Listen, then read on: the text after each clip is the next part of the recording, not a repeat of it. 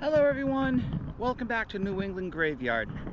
Jason here, and today we're at the Norwell in Norwell, Massachusetts at the Washington Street Cemetery, and we're visiting the grave of Robert S. Cottle, and he's better known to generations of New England kids as Captain Bob.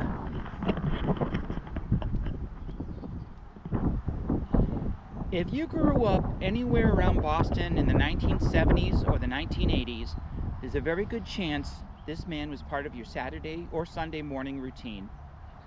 Because before cartoons completely took over television, before YouTube tutorials, before every kid carried a screen in their pocket, there was Captain Bob on WCVB Channel 5 in Boston. Standing at an easel with a marker, a stack of paper, and the ability to convince thousands of kids that maybe, just maybe, they could draw too. Bob Cottle was born in Brockton, Massachusetts in 1920, long before television fame. He served during World War II as a B-17 flight instructor. That alone would have been enough for most people to build a life story around. But Bob had another gift. He knew how to connect with children.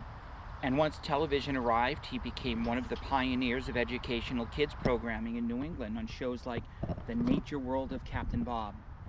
He mixed drawing lessons, wildlife education, puppets, storytelling, and simple kindness into something unforgettable. And the remarkable thing about Captain Bob was that he never felt like a TV personality. He felt approachable, like the friendly neighbor who happened to know how to draw absolutely everything. Week after week on Channel 5, kids across Massachusetts and New England would sit cross-legged on the living room floor with crayons and paper, trying to follow along while Captain Bob calmly transformed a few circles and squiggly lines into hawks, fish, bears, or entire forest scenes. And every kid watching had the same experience. Captain Bob would say something like, "Now we'll just add a few simple lines here." And then suddenly he had a perfect eagle. Meanwhile, your drawing looked like a potato that had somehow survived a house fire. But that was the part of the magic. He never made kids feel bad for trying. He never made them want to keep trying. He made them want to keep trying. That's a rare talent. Captain Bob also created a whole little universe around his shows. There were puppets, stories, nature lessons, and recurring characters like Jasper the Frog. To children watching at home, it felt less like watching television and more like spending time with a trusted friend. And in many ways, he was New England's version of Bob Ross, except aimed at kids and arriving a decade earlier. Calm voice, gentle encouragement, no pressure, just creativity and curiosity. Though, unlike Bob Ross, Captain Bob occasionally had to explain why your raccoon somehow ended up looking like a melted squirrel. Bob's career reached beyond Boston television too. For a time, he even hosted NBC's national Rough and Ready show. But no matter where his career went, New England always claimed him as one of his own. And honestly, that made sense, because Captain Bob represented something very Massachusetts. He was educational without sounding preachy, talented without bragging, creative without needing flash or spectacle. He simply showed up on television week after week and quietly inspired children to make something. And decades later, people still remember him. Not because of catchphrases, not because of merchandise, but because they remember sitting with crayons in front of the TV on a Saturday or Sunday morning while Captain Bob patiently taught them how to turn a blank sheet of paper into something alive. That kind of memory stays with people. Bob Cottle passed away in 1999 at the age of 78, but Captain Bob never really disappeared. Former viewers still share clips of his show online.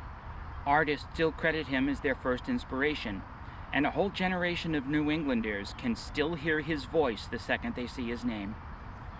That's a legacy most television stars would envy. So today, here in Norwell, Massachusetts, we remember more than a children's host. We remember a teacher, an artist, a pioneer of local television, and a man who taught countless kids that creativity wasn't something to be afraid of. All you needed was a paper, a pencil, and the courage to start. Thank you, Captain Bob. And somewhere out there, we'd like to think you are still drawing. I remember the Captain Bob show. I never drew.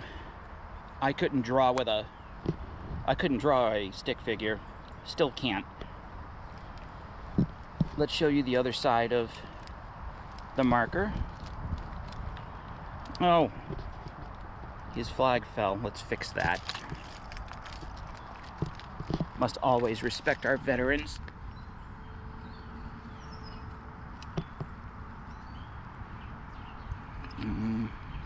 There we go.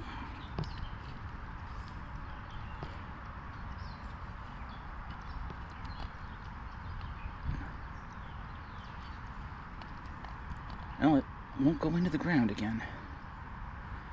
Well,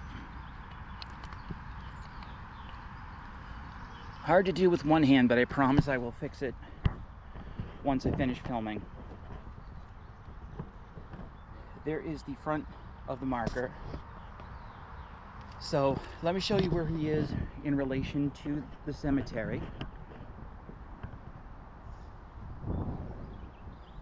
If you just take one of the side roads, there's the front. If you take one of the side roads, he's in section E, plot 23. He is right here, right in the back of that mausoleum. It's a nice little cemetery.